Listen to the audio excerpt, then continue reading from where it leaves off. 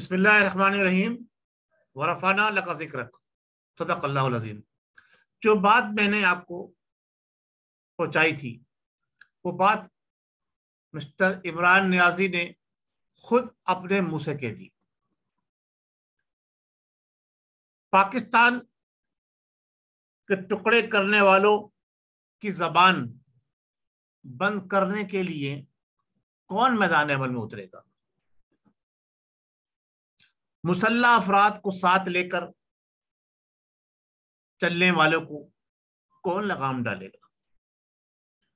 जो मुसल्लह कारकुनान बज़ाहिर social media पे नजर भी आए, क्या हमारी अदलिया उनके खिलाफ असकुद नोटिस नहीं ले सकती? खूनी मार्च का ऐलान एक दफा नहीं, कई मरतबा कई फोरम पर करने वाले अब तक कैसे आजाद घूम रहे हैं? क्या पाकिस्तान का कानून सिर्फ गरीब और मुतवस्सित तबके के लिए है? नाज़रीन, मैं आपका मेजबान अहमद सदर कुरैशी आपके अपने पसंदीदा प्रोग्राम जिसका उन्वान होता है आपके सामने लेके हाजिर हुआ हूँ। नाज़रीन, मेरा प्रोग्राम 16 मई को लोड हुआ था और उसमें मैंने वाज़े तौर पर यह बात बताई थी कि पाकिस्तान के एटमी असासे मुंजमद किए जाने के इम्कानात साफ और वाज़े नजर आ रहे हैं। इसके साथ साथ मैंने ये बात भी कही थी, जो मेरे अल्फाज थे वहां मैं आपको दोहराना चाहता हूं, कि पाकिस्तान को 3 से 5 टुकड़ों में तकसीम किया जाने का प्रोग्राम तरतीब दिया जा चुका है। और यही बात इमरान नियाज़ी साहब ने अब अपने मुंह से खुद कह दी, धमकी दे दी बाकायदा उन्होंने। अब धमकी किसको दे रहे हैं? वो उनके वजीर कहते हैं, केपीके के वजीर आला कहते हैं कि हम रियासत, हमें अगर इमरान खान हुक्म देंगे तो हम अपनी फोर्स के साथ केपीके की हम चढ़ाई करेंगे। किसके ऊपर? मरकज के ऊपर। नाज़रीन, ये सारी बातें हो रही हैं। हमारा मीडिया, हमारे बड़े बड़े तज्जिया निगार और कलमकार, दानिश्वर, पता नहीं क्यों नियाजी साहब के खिलाफ जबान खोलने में कतराते हैं। मैं अब से नहीं, पिछले 3 साल से यह बात बार बार दोहराता आ रहा हूं। मेरे प्रोग्राम सारे उठा के देख लीजिए कि ये पाकिस्तान को तबाही और बर्बादी के दहाने की तरफ लेके जा रहे हैं और ऐसी गहरी दलदल, ऐसी गहरी खाई में ये पाकिस्तान को गिराएंगे कि वहां से पाकिस्तान का निकलना मुश्किल होगा। और ये सारी बातें अब सच साबित हो गई। एक वीडियो क्लिप आ गई, आप देख लीजिए। आज का टिकटॉक मेरा देख लीजिएगा, मैं उस पर वीडियो क्लिप लोड करने जा रहा हूँ। ये प्रोग्राम जो आपका होता है यूट्यूब के ऊपर, जिसका उन्वान होता है आपके सामने, हम बड़ी बड़ी खबरों के पीछे छुपे सच आपके सामने लाते रहे।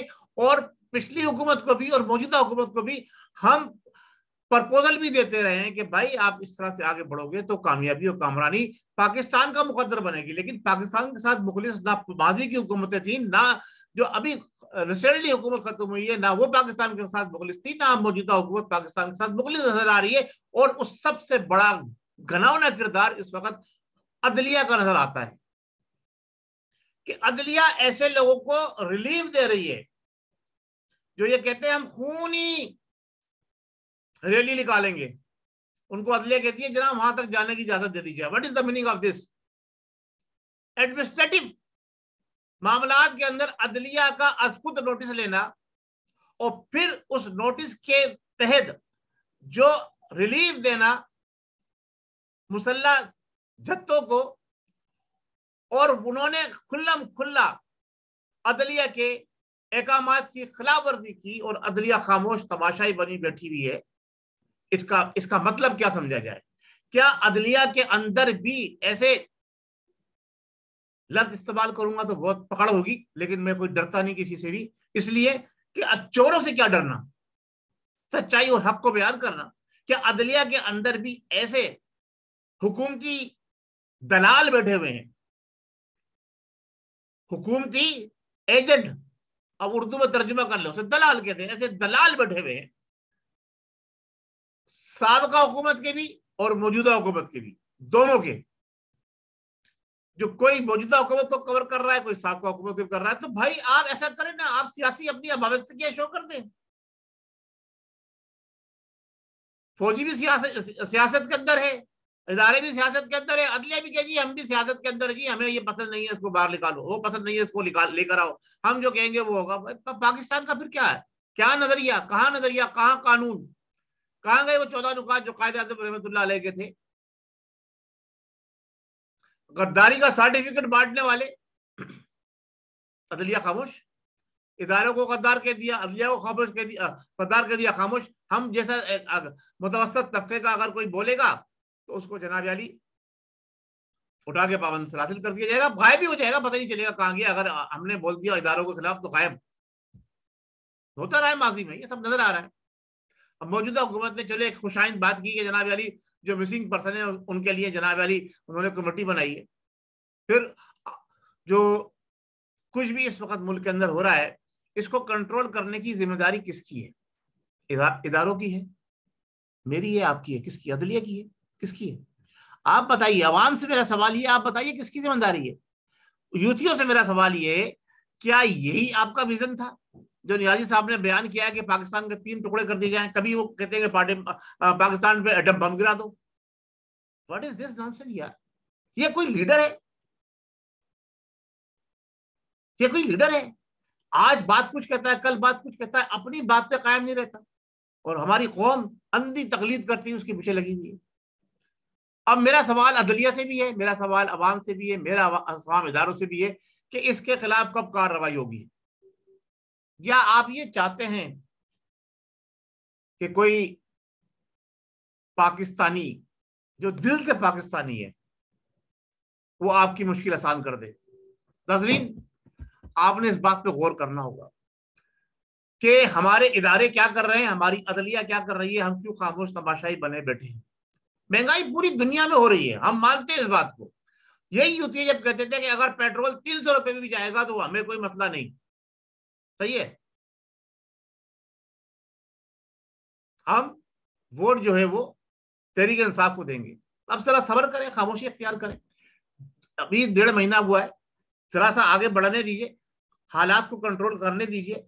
मेरा एक वीडियो क्लिप जो मैंने आपको दिया उसमें इमरान नियाजी साहब की भी आवाजें और दूसरे लोगों की भी आवाजें मैं यहाँ सुनाना नहीं चाहता, लेकिन मैं सिर्फ बताना चाहता हूं कि मैंने ये बात पहले दिन से कहता आ रहा हूं कि ये खतरनाक तरीन इंसान है, और हमारे इदारों ने एक, जिसे कहते हैं ना, बड़ा गलत आदमी का इंतखाब किया है। नादान दोस्त है ये, इससे दाना दुश्मन जो इस वक्त है ना, वो दाना दुश्मन है। दाना दुश्मन बेहतर है। एक ही आदमी ने जवाब दिया अभी, और वो है जरदारी, जिसने नवाज शरीफ सॉरी जिसने इमरान नियाजी के इस सवाल पे जवाब दिया है, इस बात के बाद जवाब दिया है कि जनाब अली पाकिस्तान के 3 टुकड़े हो जाने चाहिए, कर देने चाहिए। क्या क्या हो रहा है पाकिस्तान के अंदर? मेरा हमारे इदारों से भी शिकवा है, हमारे जिम्मेदारों से भी शिकवा है, हमारे कलमकारों दानिश्वरों से भी शिकवा है। बड़े बड़े बयान बताइए कौन पे आगे टीवी पे बैठते हैं और बड़ी बड़ी बातें करते हैं। अब बात यह है कि पाकिस्तान को बचाना है, अवाम निकल कर आएगी आगे।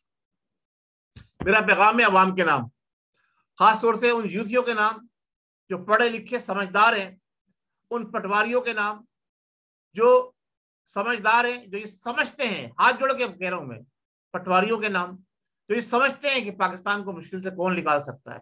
मेरा उनसे मुतालबा है जो जियाले हैं, जो पढ़े लिखे समझदार हैं, कि अगर पाकिस्तान है तो हमारी बका है, पाकिस्तान है तो हम जो सर उठा के जी सकते हैं। और अगर वियतनाम बन गया या जनाब अली यमन बन गया और कंबोडिया बन गया तो फिर हमारा असर क्या होगा? यही बात इदारों को भी सोचनी चाहिए।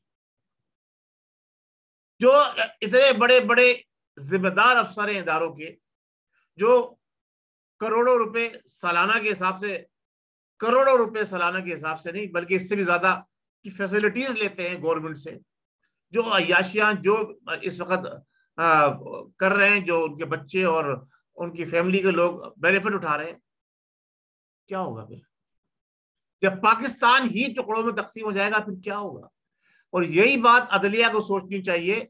अदलिया हमारी दुनिया के अंदर हाईएस्ट सैलरी लेने वाले जितने भी लोग हैं ना, उनके अंदर 5वें नंबर पर है।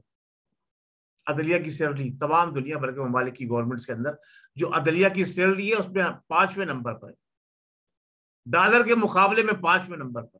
सोचे जरा सा कर क्या रहे हैं वो, देख लीजिए आपके सामने। तो अब कौन निकलेगा? कोई मर्द आइन है, कोई सिपह सलार है, कोई सलाउद्दीन अयूबी है, कोई महमूद गजनवी है, कोई मोहम्मद बिन कासिम बनेगा? कोई ना कोई तो बनेगा, और वो वक्त आने वाला है, बनेगा, मौजूद है हमारे अंदर। लेकिन बस जरा सा ये कि जरा नम हो, उन्हें तराशने खराशने की जरूरत है। नाजरीन, आज के प्रोग्राम की तवज्जुह से मैंने यूथियों से भी कहा कि हाथ जोड़ के कि खुदारा होश के नाखून ले, इस ऊपर से खाली चैम्बर के शख्स का पीछा छोड़ दें, पाकिस्तान की बका और सालमियत की बात करें, अपनी आइंदा आने वाली नस्लों की बका और सालमियत की बात करें, और पाकिस्तान को इस्लाम का किला बनाने की बात करें। वक्त बड़ी तेजी से गुजर रहा है। 2023 मैंने पहले भी कहा, इंशाल्लाह तबारक व तआला पाकिस्तान को तरक्की की तरफ लेके जाएगा, और आइंदा इलेक्शन भी 2023 के अंदर ही होंगे। बहुत शुक्रिया। अस्सलाम वालेकुम व रहमतुल्लाहि व बरकातहू। मेरी बातों को गौर से सुनिए, सोचिए, और मेरे सारे प्रोग्राम देखिए। जो कुछ मैंने कहा था हर्फ ब हर्फ वही हुआ है। नियाजी साहब ने हर्फ ब हर्फ वही बात कही है जो मैंने आपको पहले से ही निशानदेही जिनकी मैं करता रहा हूं। पाकिस्तान जिंदाबाद।